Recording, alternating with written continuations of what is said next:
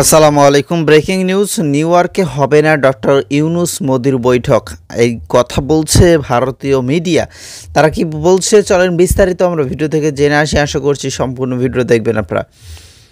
যুক্তরাষ্ট্রের নিউ ইয়র্কে জাতিসংঘের সাধারণ পরিষদের অধিবেশনের ফাঁকে বাংলাদেশে অন্তর্বর্তীকালীন সরকারের প্রধান উপদেষ্টা ডক্টর মোহাম্মদ ইউনূস ও ভারতের প্রধানমন্ত্রী নরেন্দ্র মোদির মাঝে কোনো বৈঠক হবে না। যদিও উভয় নেতাই জাতিসংঘের সাধারণ পরিষদের অধিবেশনে যোগ দিতে আগামী সপ্তাহে যুক্তরাষ্ট্রে যাচ্ছেন। বিষয়টি সম্পর্কে জানেন এমন কয়েকজন ব্যক্তি এ সূত্র বরাত দিয়ে 18 সেপ্টেম্বর এই তথ্য জানিয়েছে ভারতীয় সংবাদ মাধ্যম হিন্দুস্তান টাইমস। হিন্দুস্তান টাইমসের দাবি, এই মাসের শুরুর দিকে বাংলাদেশের পক্ষ থেকে জাতিসংঘের সাধারণ পরিষদের সাইডলাইনে ডক্টর ইউনূস ও নরেন্দ্র মোদীর মধ্যে বৈঠকের জন্য আনুষ্ঠানিক অনুরোধ করা হয়েছিল।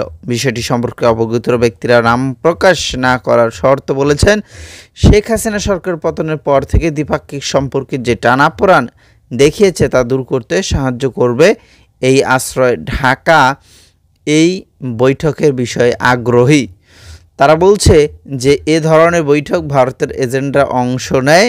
এছাড়াও যুক্তরাষ্ট্রে মোদির 3 দেশের সফর ব্যস্ত সূচিতে পরিপূর্ণ থাকবেন।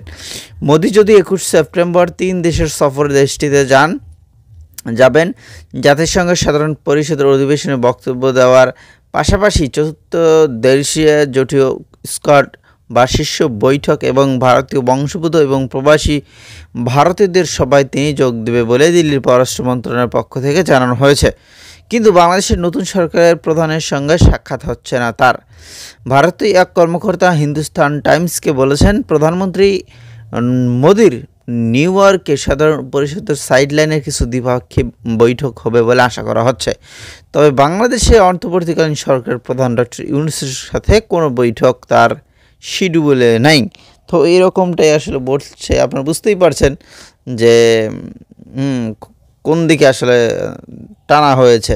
তো সাম্প্রতিক সময়ে সাক্ষাৎকারে বাংলাদেশ সম্পর্কে বা বিষয়ে ডক্টর ইউনূসের মন্তব্য এবং ঢাকার অন্তর্বর্তী সরকারের সদস্যদের প্রায় প্রতিদিনের মন্তব্য ভারতের সমালোচনায় নয়াদিল্লির ভালো লাগেনি। ভালো তো লাগবেই না, বুঝছেন না ব্যাপারটা কোন দিকে।